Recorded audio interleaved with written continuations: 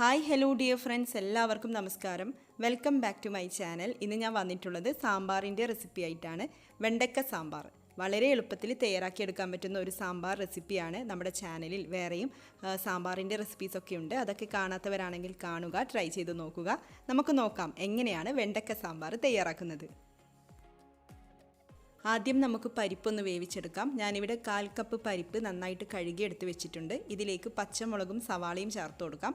ഒരു പച്ചമുളക് എടുത്തിട്ടുണ്ട്. പിന്നെ ഒരു വലിയ സവാളയുടെ പകുതി മാത്രമാണ് ചേർക്കുന്നത്. മീഡിയം സൈസിലുള്ള സവാളയൊക്കെ ആണെങ്കിൽ ഒന്ന് മുഴുവൻ തന്നെ ചേർത്ത് കൊടുക്കാം. പിന്നെ ഇതിലേക്ക് മഞ്ഞൾപ്പൊടി ചേർക്കാം. 1/4 ടീസ്പൂൺ മുതൽ 1/2 ടീസ്പൂണൊക്കെ മഞ്ഞൾപ്പൊടി ചേർത്ത് കൊടുക്കാം. ആവശ്യത്തിന് ഉപ്പ് ചേർത്ത് കൊടുക്കാം. വെള്ളം ഒഴിച്ചു കൊടുക്കാം. വെള്ളം കുറച്ച് കൂടുതൽ തന്നെ ഒഴിച്ചു കൊടുക്കാം. 2 കപ്പ് വെള്ളം ചേർത്ത് കൊടുക്കാം.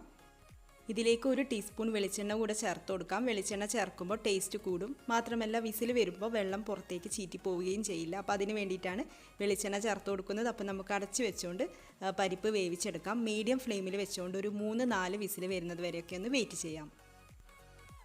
4 വിസിൽ വന്നിട്ട് ഓഫ് ചെയ്ത് കൊടുത്തതാണ്. അപ്പോൾ കുക്കറിൻ്റെ പ്രഷർ കംപ്ലീറ്റ് ആയിട്ട് പോയതിന് ശേഷം തുറന്നു നോക്കിയതാണ്. പരിപ്പ് ഇവിടെ നന്നായിട്ട് വെന്തുടഞ്ഞ് വന്നിട്ടുണ്ട്. അപ്പോൾ ഈ ഒരു പാകത്തിലല്ല, കുറച്ചുകൂടി ഒന്ന് വെന്ത് വരാനുണ്ടെങ്കിൽ 1 വിസിൽ കൂടെ നമുക്കൊന്ന് വരുന്നത് വരെ വെയിറ്റ് ചെയ്യാം. അപ്പോൾ ഇനി നമുക്കിത് അങ്ങോട്ടേക്ക് മാറ്റി വെക്കാം.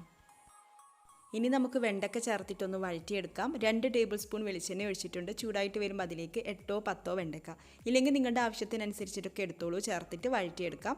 വെണ്ടക്ക നന്നായിട്ട് കഴുകി നന്നായിട്ട് തുടച്ചതിന് ശേഷം കേട്ടോ കട്ട് ചെയ്തെടുത്തിട്ടുള്ളത്. ഇല്ലെങ്കിൽ ഈ ചൂടായിരിക്കുന്ന വെളിച്ചെണ്ണയിലേക്ക് ചേർക്കുമ്പോൾ ചെറിയൊരു പൊട്ടിത്തെറിയും പിന്നെ കുറച്ച് സ്റ്റിക്കി ആയിട്ടൊക്കെ ഇരിക്കും. അതൊക്കെ ഒഴിവാക്കാൻ വേണ്ടിയിട്ടാണ് ഇതുപോലെ ചെയ്യുന്നത്.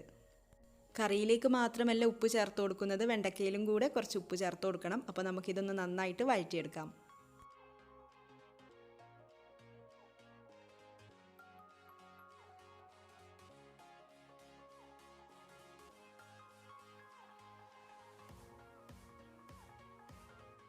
വെണ്ടയ്ക്ക ഒന്ന് വാടി തുടങ്ങുമ്പോൾ ഇതിലേക്ക് തക്കാളി കൂടെ ചേർത്ത് കൊടുക്കാം. ഒരു വലിയ തക്കാളിയാണ് ചേർത്തിട്ടുള്ളത്. നന്നായിട്ട് പഴുത്തിരിക്കുന്ന തക്കാളിയൊക്കെ ആണെങ്കിൽ കൂടുതൽ നല്ലത്.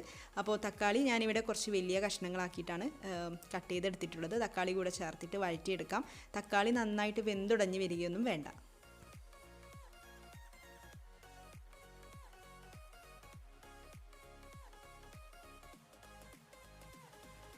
ഇനി നമുക്ക് പുളിവെള്ളം ചേർത്ത് കൊടുക്കാം. ചെറിയൊരു നെല്ലിക്ക വലിപ്പത്തിലുള്ള പുളിയിലേക്ക് 1/2 കപ്പ് ചൂടുവെള്ളം ചേർത്തിട്ട് നന്നായിട്ട് പിഴിഞ്ഞെടുത്തതാണ്.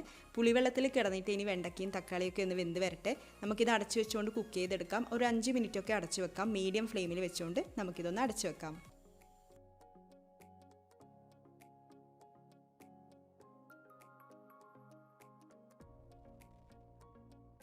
ഇപ്പോൾ 5 മിനിറ്റൊക്കെ കഴിഞ്ഞിട്ടുണ്ട്. പുളിവെള്ളം വറ്റി വന്നിട്ടുണ്ട്. തക്കാളിയൊക്കെ നന്നായിട്ട് വെന്തുടഞ്ഞ് വന്നിട്ടുണ്ട്. വെണ്ടക്ക കുറച്ചുകൂടി ഒന്ന് വെന്ത് വരാനുണ്ട് കേട്ടോ. അപ്പോൾ ഇനി നമുക്ക് ഫ്ലെയിം കുറച്ച് വെച്ചുകൊണ്ട് ഇതിലേക്ക് കുറച്ച് പൊടികളൊക്കെ ചേർത്ത് കൊടുക്കാം. എന്തൊക്കെയാണെന്ന് നോക്കാം. സാമ്പാർ പൗഡർ ചേർക്കുന്നുണ്ട്.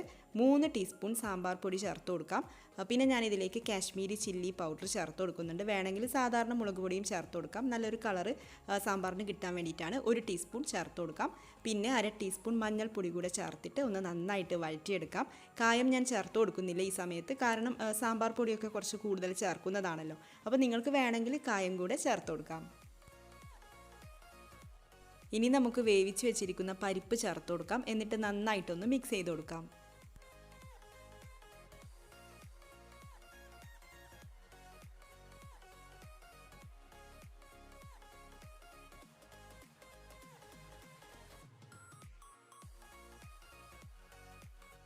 സാമ്പാറിലേക്ക് ആവശ്യത്തിനുള്ള വെള്ളം ചേർത്ത് കൊടുക്കാം. ഇത് ചൂടാറി വരുമ്പോൾ കുറച്ചുകൂടി ഒന്ന് കുറുകി വരും. അപ്പോൾ നോക്കിയിട്ട് ആവശ്യത്തിനനുസരിച്ചിട്ട് വെള്ളം ചേർത്ത് കൊടുക്കാം. ഒഴിക്കുമ്പോൾ ചൂടുവെള്ളം തന്നെ ചേർത്ത് കൊടുക്കണം.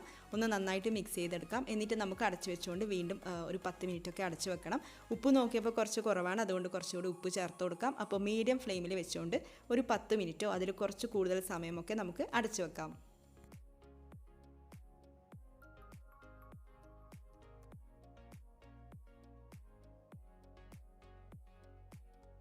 ഇപ്പോൾ 10 മിനിറ്റൊക്കെ കഴിഞ്ഞിട്ടുണ്ട്. സാമ്പാർ ഇവിടെ നന്നായിട്ട് തിളച്ചുകൊണ്ടിരിക്കുന്നുണ്ട്. അപ്പോൾ സാമ്പാർ ഇവിടെ റെഡി ആയിട്ടുണ്ട്. ചെറിയൊരു കാര്യം കൂടിയുണ്ട്, കടുക് വറുത്തിടണം. ആ ഒരു പണി കൂടിയുണ്ട്. അപ്പോൾ നമുക്കിത് അങ്ങോട്ടേക്ക് മാറ്റി വെക്കാം. എന്നിട്ട് കടുക് വറുത്തിടേണ്ട കാര്യം നോക്കാം. അതിന് വേണ്ടിയിട്ട് 2 ടേബിൾ സ്പൂൺ വെളിച്ചെണ്ണ ഒഴിച്ചിട്ടുണ്ട്. ചൂടായിട്ട് വരുമ്പോൾ അതിലേക്ക് 1 ടീസ്പൂൺ കടുക് ചേർത്തിട്ട് ഒന്ന് പൊട്ടിച്ചെടുക്കാം. കടുക് പൊട്ടി വന്നിട്ടുണ്ട്. ഇതിലേക്ക് 1 ടീസ്പൂൺ ഉഴുന്ന് പരിപ്പ് ചേർക്കാം. പിന്നെ 2-3 വറ്റൽമുളകും ചേർത്ത് കൊടുക്കാം.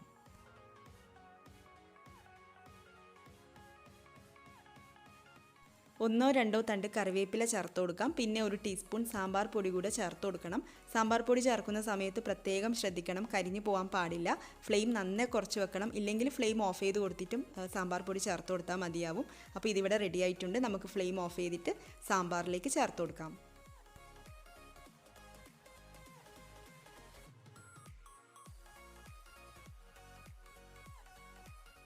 അങ്ങനെ വെണ്ടയ്ക്ക സാമ്പാർ ഇവിടെ റെഡി ആയിട്ടുണ്ട്. അപ്പോൾ ലാസ്റ്റായിട്ട് ഇതിലേക്ക് കുറച്ച് മല്ലിയില ചേർത്ത് കൊടുക്കാം. എന്നിട്ട് നമുക്കിത് അടച്ച് വെക്കണം. കുറച്ച് സമയം ഒന്ന് അടച്ച് വെച്ചതിന് ശേഷം സെർവ് ചെയ്യാം. അപ്പോൾ എല്ലാവരും ഒന്ന് ട്രൈ ചെയ്ത് നോക്കുക. നിങ്ങളുടെ അഭിപ്രായം കമൻസിലൂടെ അറിയിക്കുക.